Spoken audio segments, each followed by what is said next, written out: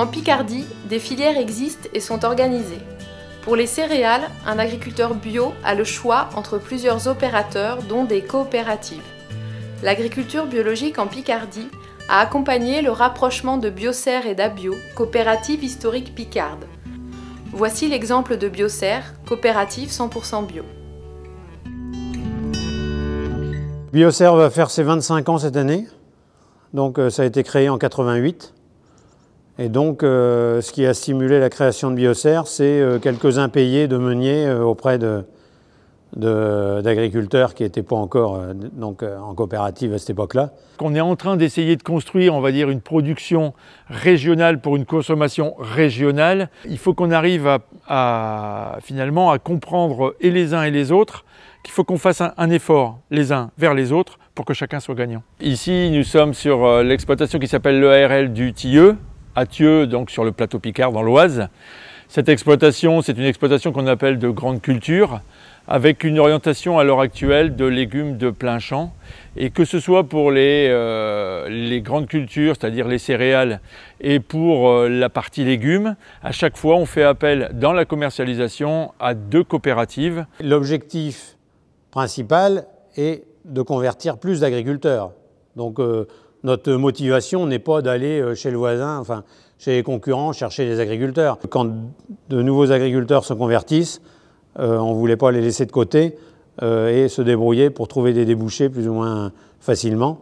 Donc un agriculteur qui arrive, eh bien, il peut adhérer et en fonction des débouchés, de toute manière, on mutualise l'ensemble de la production. Nous, on en a fait l'acquisition il y a 3 ans. C'est notre 3e campagne qu'on est présent ici. Et c'est un site qui est bien adapté à l'agriculture biologique parce qu'il y a une grande diversité de cellules qui nous permettent de bien séparer tous les produits, quoi. Il y a 20 produits différents, donc soit des céréales ou protéagineux à destination de l'alimentation humaine, donc du blé, de l'orge de brasserie, de l'avoine pour la floconnerie, et puis également donc des produits à destination de l'alimentation animale, alors maïs, blé, triticale, févrole, et cela en bio et en conversion. Tout en étant Biocer, on a créé un établissement secondaire qui garde le nom d'Abio, et on compte là-dessus pour impliquer les agriculteurs localement et rester proche des agriculteurs. Aujourd'hui, on devient acteur pour aller dans les zones prioritaires, voir et expliquer aux agriculteurs conventionnels qui peuvent passer en bio, qu'ils ont des débouchés, qu'ils ont des sécurités de livraison, etc. Et je pense que c'est une des choses, peut-être, certainement un paramètre important, c'est la certitude de pouvoir écouler leurs marchandises dans une filière organisée. La première étape, c'est la pesée, déjà, pour reconnaître exactement les quantités livrées. Ensuite, donc, toutes les céréales qui arrivent sont passées ce qu'on appelle un nettoyeur séparateur. Et ensuite, donc, les céréales sont mises en cellules. Ensuite, également ici, on a la possibilité de sécher des céréales. C'est vraiment les agriculteurs qui gèrent leur outil.